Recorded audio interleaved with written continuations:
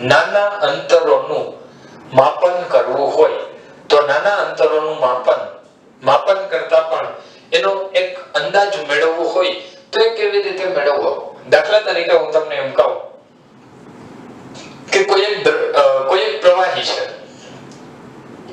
એ પ્રવાહીનું વ્યાસ કેટલો, પ્રવાહીના એક અણુનો વ્યાસ કેટલો એ તમારે શોધવાનો છે. ચલો, શોધી શકશો? આ નહીં શોધાય. તો એ કેવી રીતે શોધવું એના માટેની એક અહીં પ્રાયોગિક રીત તમને આપેલી છે. તો એ પ્રાયોગિક રીતની હવે આપણે વાત કરીએ. એની અંદર તમને આપેલું છે ઓલિક એસિડના અણુનો વ્યાસ મેળવવો. એક ખૂબ જ નાનકડી એવી અને સમજશો તો ખૂબ જ સરળ એવી એક રીત અહીંયા તમને આપેલી છે. એ છે ઓલિક એસિડના અણુનો મતલબ વ્યાસનો અંદાજ મેળવવો. ઓલિક એસિડના અણુના વ્યાસનો અંદાજ મેળવવો. ઓલિક એસિડનો એક અણુ હોય તો એ એક અણુનો વ્યાસ કેટલો થાય એનો આપણે એક અંદાજ મેળવવાનો છે. એના માટેની એક સરસ મજાની ખૂબ જ સરળ પદ્ધતિ તમને અહીં આપેલી છે, એ આપણે વાત કરીએ. ચલો, એની અંદર કોઈ જાજુ કન્ફ્યુઝનમાં રહેતા નહીં. હું તમને જેટલી વાત અહીંથી સમજાવું છું એટલી વાત ધ્યાનમાં રાખતા જાજો, મગજમાં વિચારતા જાજો. અને હવે પછી મગજમાં કોઈ પણ પ્રકારના વિચાર આવવા જોઈએ નહીં, કારણ કે અત્યારે આપણે ફિઝિક્સની દુનિયામાં છીએ. ઓકે, તો once again welcome to the world of physics and now we will continue oleic એસિડના અણુનો અંદાજ મેળવવો. જો ઓલિક એસિડના અણુનો અંદાજ મેળવવો હોય એના વ્યાસનો, તો એ કેવી રીતે મળે? એના માટે હું તમને હવે જેટલું કહું છું એટલું તમે ધ્યાનથી સાંભળજો અને એ ધ્યાનથી વિચારતા જજો. ચલો, સૌપ્રથમ તો ઓલિક એસિડ એ એક સાબુ જેવું દ્રાવણ છે. હવે એનો વ્યાસ મેળવવો હોય તો એ કેવી રીતે મળી શકે? તો સામાન્ય રીતે આપણે આમ આંગળી ઉપર એક ડ્રોપ મૂકીએ અને આંગળીને અંગૂઠાને ઘસતા જાય જ્યાં સુધી છેલ્લું સ્તર નથી આવતું ત્યાં સુધી ઘસીએ તો એક પાતળું સ્તર થાય, પણ એની સાઈઝ નહીં મળે. આવો અંદાજ આપણે મેળવવો છે. એના માટે શું કરવું, કેવી રીતે મળે? ચલો એની એક વાત કરીએ. દાખલા તરીકે તમારી પાસે અમુક પ્રમાણમાં ઓલિક એસિડનો જથ્થો છે. ઠીક છે, તમારી પાસે ઓલિક એસિડ અમુક પ્રમાણમાં છે. હવે આપણે ફિઝિક્સની વાત કરીએ છીએ તો સ્વાભાવિક છે તમારી પાસે માપન હોય જ, મતલબ એના નિશ્ચિત એકમો પણ તમારી પાસે ઓલરેડી અવેલેબલ છે. હવે જો હું જે વાત કહું છું એક આખી નાનકડી એવી વાર્તા જેવી જ વાત છે, એ ધ્યાનથી સમજતા જજો. ઓલિક એસિડનો 1 ml દ્રાવણ લેવાનું છે. કેટલું લેવાનું છે? 1 ml. જો બહુ સરસ મજાની વાત છે, ધ્યાન રાખજો. સૌથી પહેલું સ્ટેપ, 1 ml ઓલિક એસિડ. ચલો, આ તમે 1 ml ઓલિક એસિડ લીધું. હવે આ 1 ml ઓલિક એસિડ નું અંદર તમારે આલ્કોહોલ ઉમેરવાનું છે. 1 ml ઓલિક એસિડમાં આલ્કોહોલ ઉમેરવાનું છે. આ આલ્કોહોલ કેટલું ઉમેરશો? જ્યાં સુધી 20 ml થાય ત્યાં સુધી. ફરી પાછું રિપીટ કરું છું. 1 ml ઓલિક એસિડ લીધું, તેની અંદર આલ્કોહોલ ઉમેરવાનું છે. કેટલું ઉમેરવાનું? 20 ml દ્રાવણ થાય ત્યાં સુધી. આનો મતલબ કે 20 ml દ્રાવણ ક્યારે થાય? કેટલું આલ્કોહોલ ઉમેરીએ તો 1 ml તો હતું જ, કેટલું ઉમેરવું પડશે? 19 ml. સમજાય છે આ? તો અહીંયા ખરેખર થશે શું? તો કે 1 ml oleic acid plus 19 ml alcohol, તો આનો જવાબ શું આવશે? નવું જે દ્રાવણ બન્યું એ નવું દ્રાવણ કુલ કદ કેટલું? 19 અને 1 20 ml, પરંતુ એ 20 ml માં ઓલિક એસિડ કેટલું? 1 ml. કહેવાય 20 ml જે દ્રાવણ બન્યું એ 20 ml દ્રાવણમાં ઓલિક એસિડ કેટલું? 1 ml. મતલબ 20 માંથી એક ભાગ કહી શકાય. 20 ml માંથી 1 ml એટલે 20 ભાગમાંથી એક ભાગ. જો તમને પરીક્ષામાં 100 માંથી 95 માર્ક્સ આવે તો લખાય કેમ? 95 ના છેદમાં 100. આ વાત ખ્યાલ છે? જો પરીક્ષામાં 100 માંથી 95 આવે તો આપણે શું લખીએ છીએ? 95 ના છેદમાં 100. તો અહીંયા શું કીધું? 20 માંથી 1. તો શું લખાય? 1 ના છેદમાં 20. મતલબ આ જે દ્રાવણ બન્યું એ દ્રાવણમાં ઓલિક એસિડ નું પ્રમાણ કેટલું? 20 માં ભાગનું, એટલે 1 ના છેદમાં 20. આ પેલા ક્લિયર છે? ઓકે. હવે તમારે શું કરવાનું છે? Second step.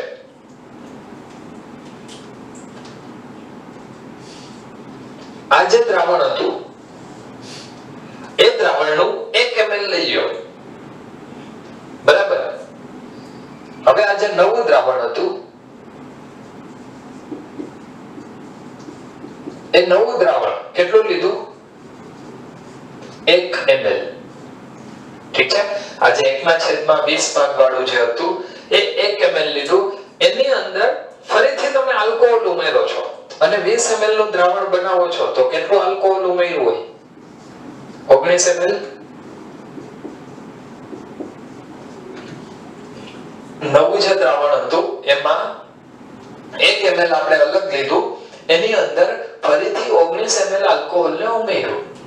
19 ml આલ્કોહોલ ઉમેરો તો હવે જે દ્રાવણ બનશે એ દ્રાવણમાં નવું દ્રાવણ બન્યું એમાં આ દ્રાવણનું પ્રમાણ કેટલું? ફરીથી 20 માંથી 1. તો અહીંયા શું લખાય? 20 માંથી 1 ભાગ. આ જે દ્રાવણ છે એને હું કહી દઉં છું દ્રાવણ નંબર 1. 20 માંથી 1 ભાગ પણ કેનો? દ્રાવણ નંબર 1 નો. લખાયું? પણ દ્રાવણ નંબર 1 માં ઓલિક એસિડ કેટલું હતું? 1 ના છેદમાં 20. તો અહીંયા શું લખાય? 1 ના છેદમાં 20 અને એનો પણ 1 ના છેદમાં 20મો ભાગ કોણ હોય? Oleic acid. સમજાય છે આટલી વાત? ફરીથી રિપીટ કરું છું. પહેલા તમે શું કહ્યું? 1 ml ઓલિક એસિડ લીધું, એની અંદર 19 ml એટલે કુલ 20 ml નું દ્રાવણ થયું. 20 ml માં ઓલિક એસિડ 20મા ભાગનું. એમાંથી 1 ml લીધું, પાછું અંદર 19 ml આલ્કોહોલ ઉમેર્યું. તો જેટલોમો ભાગ હતો એનો પાછો 20મો ભાગ થાય. તો 20મા ભાગનો 20મો ભાગ એ ઓલિક એસિડ નું પ્રમાણ થાય.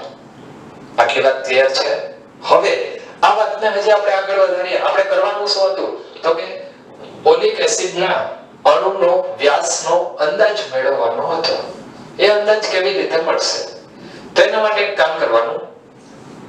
આ જે છેલ્લું દ્રાવણ મળ્યું એ છેલ્લા દ્રાવણની આપણે વાત કરીએ તો સૌથી પહેલા તમારે એક પાત્ર લેવાનું.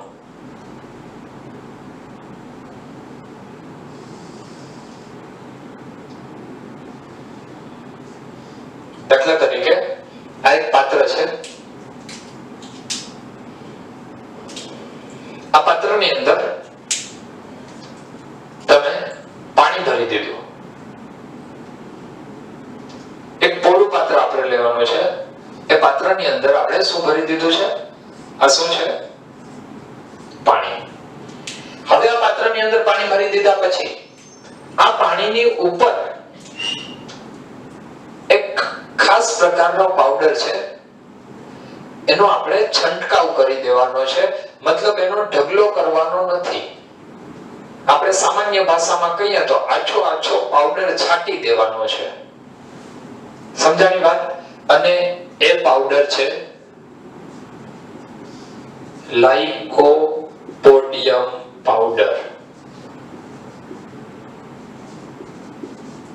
લાઇકોપોડિયમ પાવડરનો આછો છંટકાવ કરવાનો.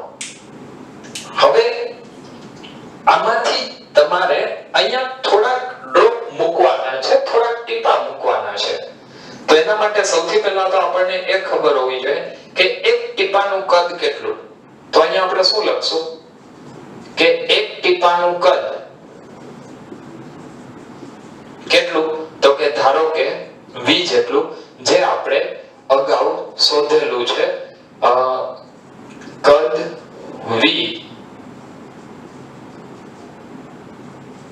ખબર હોય અથવા તો આપણે અગાઉ ગોતેલું હોય, એટલે આ આપણને કંઈક ખબર હશે. ચલો, આની વાત ક્લિયર છે? હવે તમે અહીંયાથી એવા થોડાક ટીપા નાખો છો. શું કર્યું? માની લે કે અહીંયા તમારી પાસે આવું એક ડ્રોપર છે. એ ડ્રોપર થી તમે અહીંયા અમુક ટીપા નાખ્યા. અમુક ટીપા નાખશો એટલે શું થશે? લાઇકોપોડિયમ પાવડરની ઉપર એક નાનું એવું ખૂબ જ પાતળું ગોળાકાર સ્તર બનાવશે. આ ગોળાકાર સ્તર વિખાય એની પહેલા તમે એની ત્રિજ્યા અથવા એનો વ્યાસ માપી લો. વ્યાસ માપો કે ત્રિજ્યા માપો, બે પરિણામ એકનું એક જ આપવાના છે. હવે તમે શું કર્યું? ટીપા નાખ્યા. કેટલા ટીપા નાખ્યા? તો એને હું લઈ લઉં છું n જેટલા. કેટલા ટીપા નાખેલા છે? n ટીપા. તો જો એક ટીપાનું કદ v હોય તો આપણે જે n ટીપા નાખ્યા એ n ટીપાનું કદ કેટલું થાય? n * v જેટલું. બરાબર?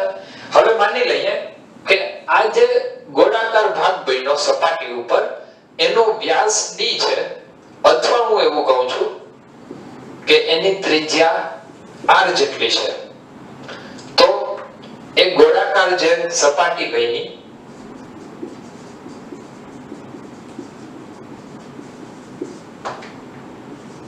એની ત્રિજ્યા આપણને કેટલી મળી?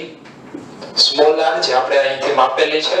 તો આ ગોળાકાર સપાટીનું ક્ષેત્રફળ કેટલું મળશે? તો કે એને લખાય πr².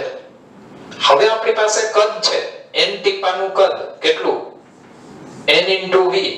એનું ક્ષેત્રફળ કેટલું? πr².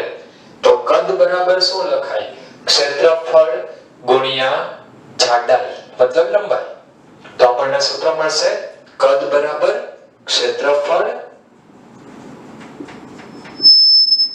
ગુણ્યા જાડાઈ અથવા તો લંબાઈ. આપણે શું ગોતવાનું હતું? તેની જાડાઈ. તો જાડાઈ બરાબર શું લખશું?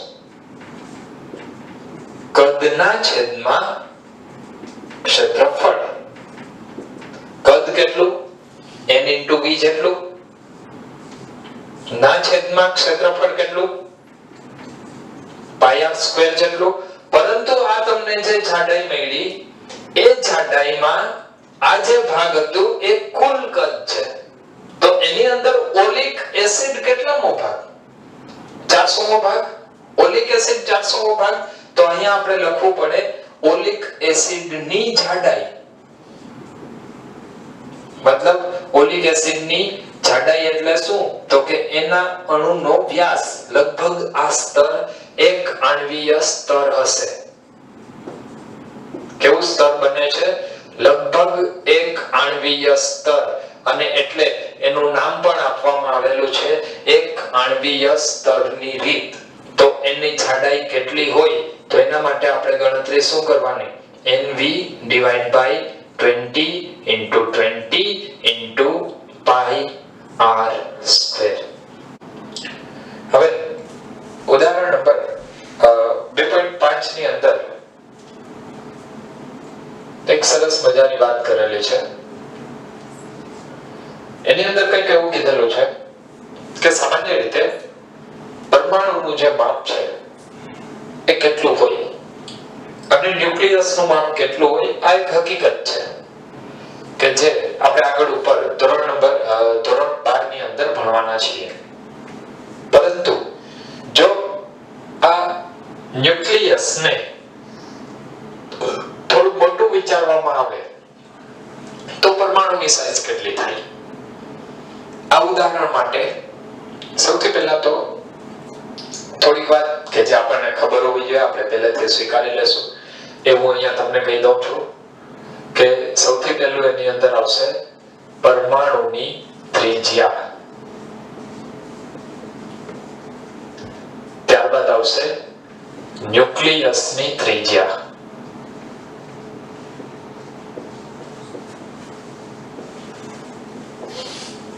હાઇડ્રોજન પરમાણુ હોય તો 10⁻15 મીટર અને અન્ય કોઈ પરમાણુ હશે તો હાઇડ્રોજન પરમાણુ માટે 10⁻10 મીટર અને અન્ય કોઈ પરમાણુ હશે તો એમાં 10⁻9 મીટર સુધીનું એનું પરમાણુની સાઈઝ હોય છે. ત્યારબાદ ન્યુક્લિયસની જો વાત કરીએ તો હાઇડ્રોજન પરમાણુનું ન્યુક્લિયસ 10⁻15 મીટર ત્રિજ્યાનું હોય છે. આનો મતલબ એવો થાય કે ન્યુક્લિયસની ત્રિજ્યા 10⁻15 મીટર, પરમાણુની ત્રિજ્યા 10⁻10 મીટર. હવે તમને એવું આપેલું છે કે જો ન્યુક્લિયસને એક તીક્ષ્ણ પિનની અણી જેટલું બનાવવામાં આવે, ન્યુક્લિયસને તીક્ષ્ણ પિનની અણી જેટલું બનાવવાનું છે તો આનું સોલ્યુશન શું થાય? તીક્ષ્ણ પિનની અણીનો ફરી પાછું તમને અહીંયા વિસ્તાર આપેલો છે. અણીનો વિસ્તાર 10⁻⁻5 થી -4. તો હવે એના ઉપરથી આપણે સોલ્યુશનમાં આગળ વધીએ કે ન્યુક્લિયસની ત્રિજ્યા આટલી છે. જો ન્યુક્લિયસની ત્રિજ્યા વધીને કેટલી થાય? 10⁻⁵ મીટર થાય તો પરમાણુની ત્રિજ્યા શોધો. આ કઈ ક્વેશ્ચન છે? આ બે વાત કે જે આપણે પહેલેથી સ્વીકારી લેશું એ બંને વાત આપણે યાદ રાખી લેશું અને હવે આ ક્વેશ્ચનને આપણે સોલ્વ કરશું. ચલો તો સૌપ્રથમ ન્યુક્લિયસની ત્રિજ્યા વધીને આટલી થાય છે તો પહેલા ન્યુક્લિયસની ત્રિજ્યા કેટલી હતી? 10⁻15. તો આપણે એવું લખી શકીએ કે જો ન્યુક્લિયસની ત્રિજ્યા 10⁻15 હોય તો તે વધીને કેટલી થઈ? 10⁻5. તો પરમાણુની ત્રિજ્યા 10⁻10 હોય તો એ વધીને કેટલી થાય? સિમ્પલ ત્રિરાશી મૂકો અથવા તમે જો આ બંનેનો ગુણોત્તર લેશો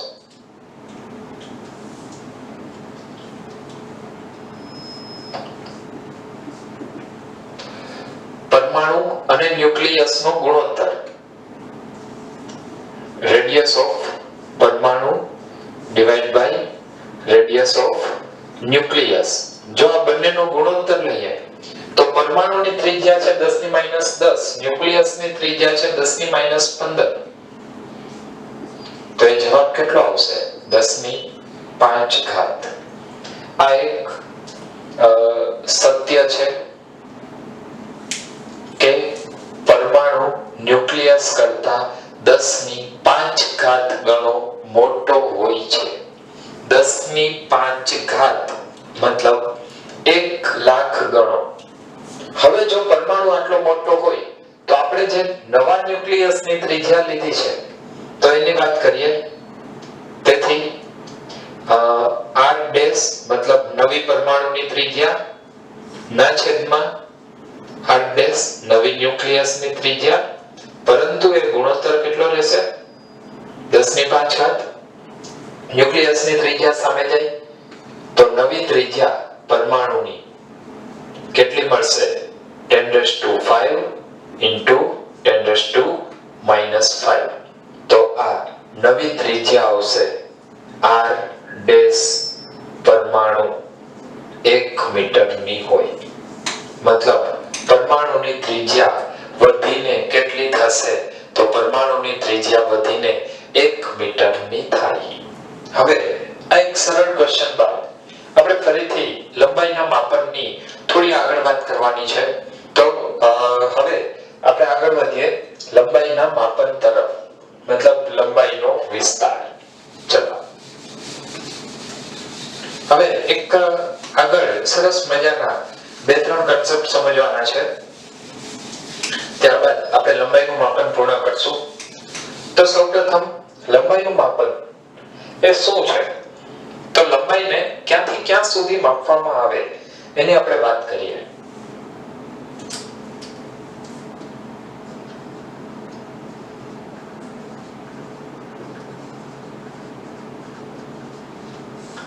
લંબાઈનો વિસ્તાર.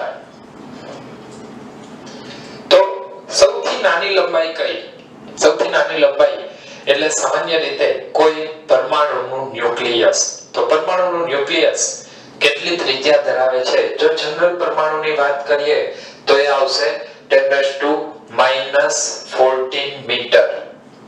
અત્યારે આપણે જે બુકમાં આપેલો છે એ પ્રમાણે જોઈએ તો પરમાણુની ત્રિજ્યા નાનામાં નાનું માપ એ છે પરમાણુની ત્રિજ્યા, અને એ ત્રિજ્યા કેટલી છે? 10⁻⁻14 મીટર. જો મોટામાં મોટું માપની વાત કરીએ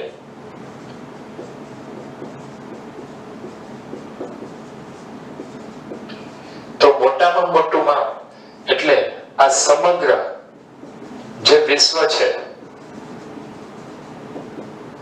એ આવશે 10⁻26 મીટર. મતલબ નાનામાં નાના આ માપથી લઈ અને મોટામાં મોટા આ માપ સુધીનો વિસ્તાર આપણે માપીએ છીએ તો બંનેનો તફાવત કેટલો? -14 થી +26. -14 થી 0 અને 0 થી 26 એટલે કેટલો હશે? 10⁻14 ઘાત. આનો મતલબ કે એનો વિસ્તાર આના પરથી આપણે લખી શકીએ કે લંબાઈનો વિસ્તાર કેટલો આવશે? 10⁻40 ઘાત છે. લંબાઈનો વિસ્તાર એ 10⁻40 ઘાત ના ક્રમનો છે. -14 થી લઈ અને +26 સુધીનો છે. તો આ વાત કરી આપણે લંબાઈના વિસ્તારની. હવે વાત કરવાની છે કેટલાક એકમોની. તો લંબાઈના એકમોમાં અત્યાર સુધી આપણે જે એકમો જોયા મીટર, સેન્ટીમીટર, કિલોમીટર, જે બધાનો રિલેશન તમને ખબર છે. હવે આગળ બીજા કેટલાક વિશિષ્ટ એકમોની વાત કરવાની છે. તો એ એકમોની અંદર હવે આવશે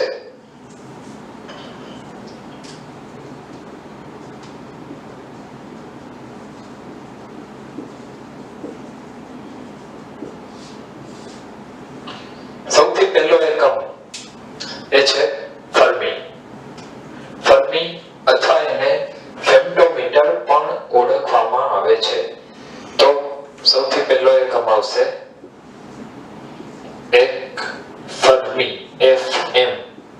એને આપણે કહેશું ફર્મી અથવા એને કહેશું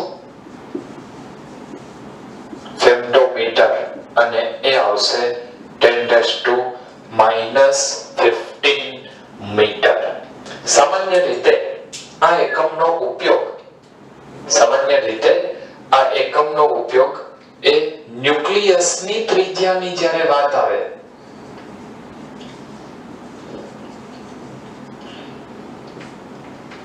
તો આ એકમનો ઉપયોગ કરવામાં આવે છે.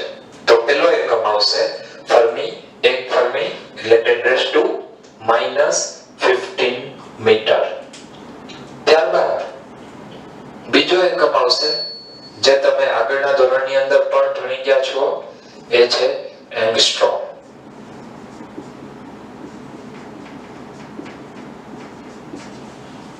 અને 1 એંગસ્ટ્રોમ બરાબર 10⁻⁻10 મીટર. સામાન્ય રીતે આનો ઉપયોગ ખૂબ જ નાનું અંતર એટલે કે અમુક તરંગ લંબાઈ માપવા માટે તેનો ઉપયોગ થાય છે. બીજી ઘણી બધી જગ્યાએ થઈ શકે, પણ આ માત્ર એક તમને ઉદાહરણ આપું છું કે જ્યારે આપણે પ્રકાશની તરંગ લંબાઈ જે તમે આગળ ભણી ગયા છો તો એ શેમાં હોય 4000 થી 7000 એંગસ્ટ્રોમ, તો એમાં એંગસ્ટ્રોમનો ઉપયોગ આવશે. આના સિવાય હજી આપણે બીજા 3 એકમો ભણવાના છે. એ 3 એકમોની અંદર એક આવશે એસ્ટ્રોનોમિકલ યુનિટ. તો એસ્ટ્રોનોમિકલ યુનિટ શું છે? હવે આપણે એની વાત કરીએ. લંબાઈના 2 એકમમાં એક હતો ફર્મી અને એક છે એંગસ્ટ્રોમ, જે બેની આપણે વાત કરી લીધી છે. તો હવે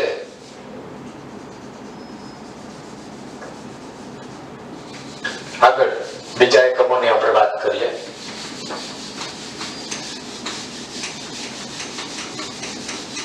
ચલો, તો લંબાઈના બીજા એકમોમાં એક આવશે એસ્ટ્રોનોમિકલ યુનિટ. ત્રીજો એકમ છે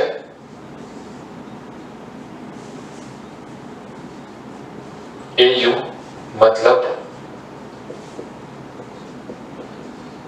એસ્ટ્રોનોમિકલ યુનિટ. એસ્ટ્રોનોમિકલ યુનિટ એટલે શું? સૌથી પહેલા તો આપણે એ સમજવું જોઈએ.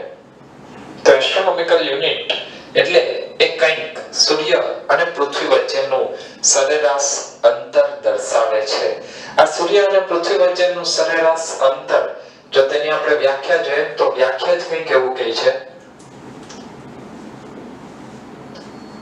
એસ્ટ્રોનોમિકલ યુનિટ એટલે સૂર્ય અને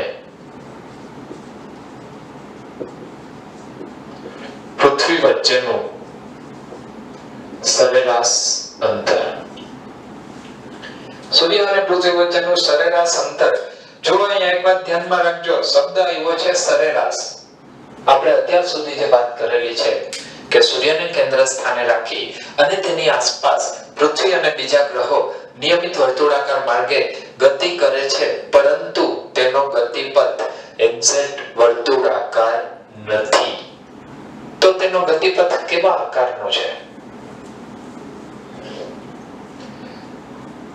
દાખલા તરીકે આ અહીંયા કેન્દ્રમાં સૂર્ય છે,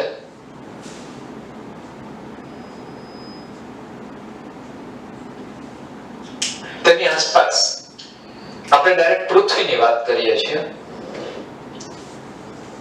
તો આ તેની આસપાસ પૃથ્વીની ભ્રમણ કક્ષા છે. જો આ આકાર એક્ઝેક્ટ ગોળાકાર નથી, આ કેવો આકાર છે? લંબગોળ, પણ એને આપણે કહેશું લંબવૃત્તીય. કેવો આકાર?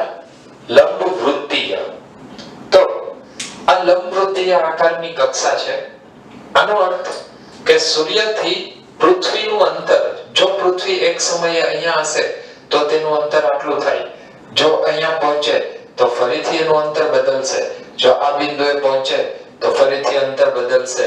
મતલબ સૂર્ય અને પૃથ્વી વચ્ચેનું અંતર હંમેશા એક સરખું રહેતું નથી. જો આ અંતર એક સરખું ના રહેતું હોય તો આપણે કેવું અંતર લેવું પડે? સરેરાશ અંતર. અને એટલા માટે એક એસ્ટ્રોનોમિકલ યુનિટને વ્યાખ્યાયિત કરવામાં આવે છે સૂર્ય અને પૃથ્વી વચ્ચેનું સરેરાશ અંતર. અને એ સરેરાશ અંતરનું મૂલ્ય છે એક astronomical unit is equal to 1.496 into 10⁻11 metre. આ વાત થઈ એક એસ્ટ્રોનોમિકલ યુનિટની જે સૂર્ય અને પૃથ્વી વચ્ચેના સરેરાશ અંતરને વ્યાખ્યાયિત કરે છે.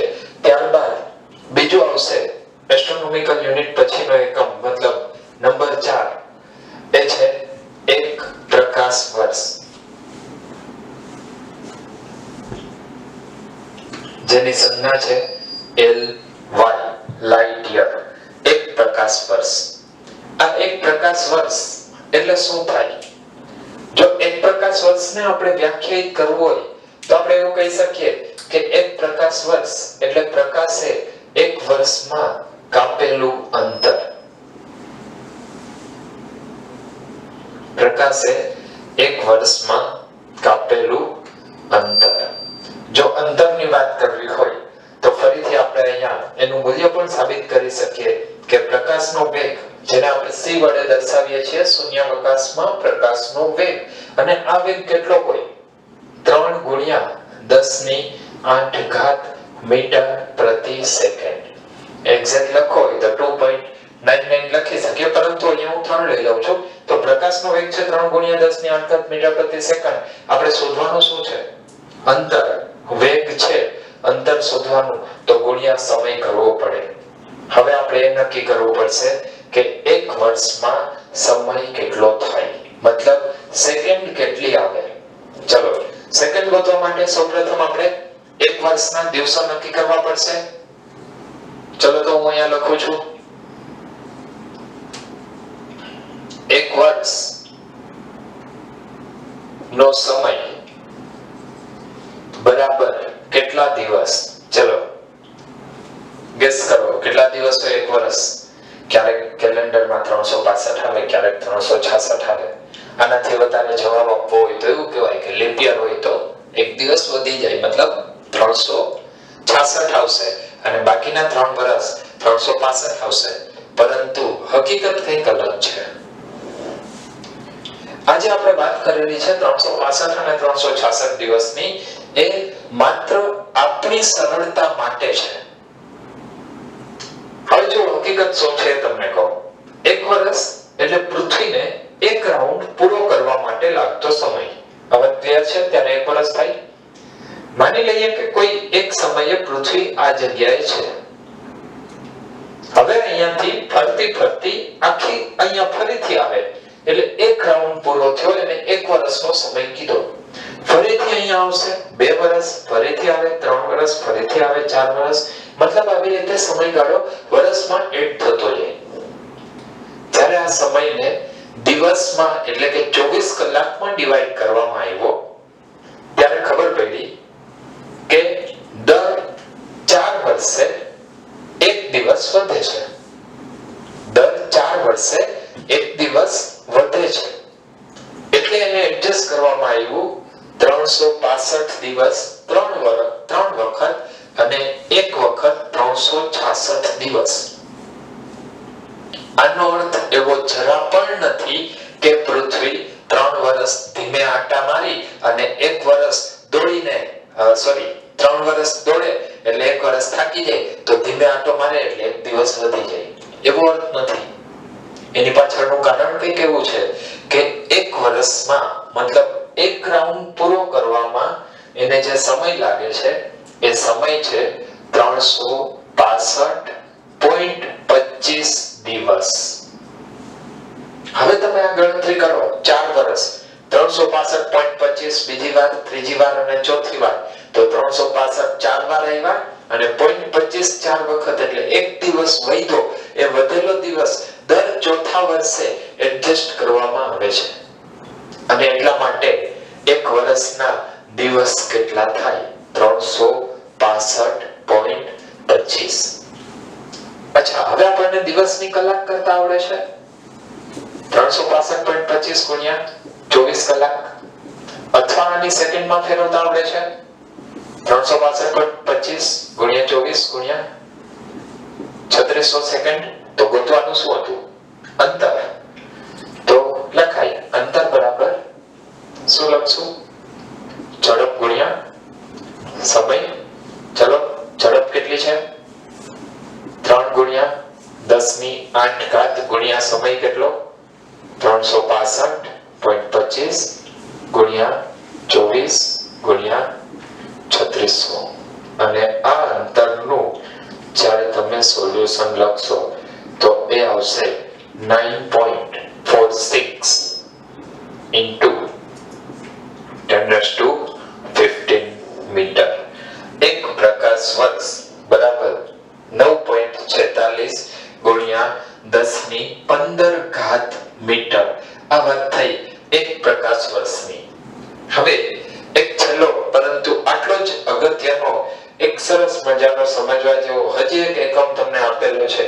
આપણે અત્યાર સુધીમાં ભણ્યા એંગસ્ટ્રોમ, ફર્મી, એસ્ટ્રોનોમિકલ યુનિટ, પ્રકાશ વર્ષ અને હવે આવશે એક પાર્સેક. છેલ્લો એકમ છે પાર્સેક.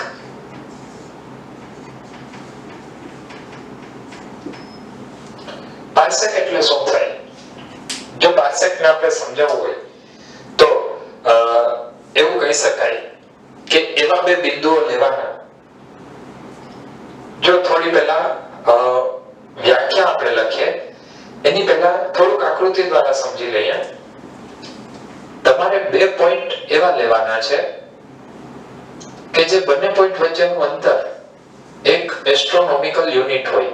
હવે આપણને ખબર છે એસ્ટ્રોનોમિકલ યુનિટને AU વડે દર્શાવી શકાય. એવા બે બિંદુ લેવાના કે જેનું અંતર એક એસ્ટ્રોનોમિકલ યુનિટ હોય અને ત્યાંથી એક એવું બિંદુ વ્યાખ્યાયિત કરવાનું કે જે બિંદુએ કોણ 1 સેકન્ડનો થાય. ખૂણો 1 સેકન્ડનો, અંતર 1 એસ્ટ્રોનોમિકલ યુનિટ.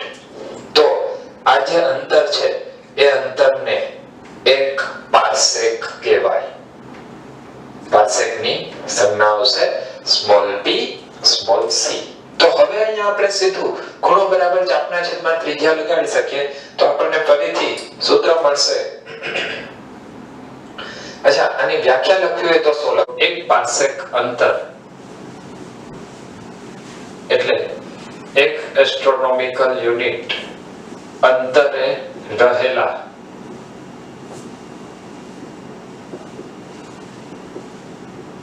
બે બિંદુઓ, 1 એસ્ટ્રોનોમિકલ યુનિટ અંતરે રહેલા બે બિંદુઓ જે અંતરે 1 સેકન્ડનો કોણ આંતરે.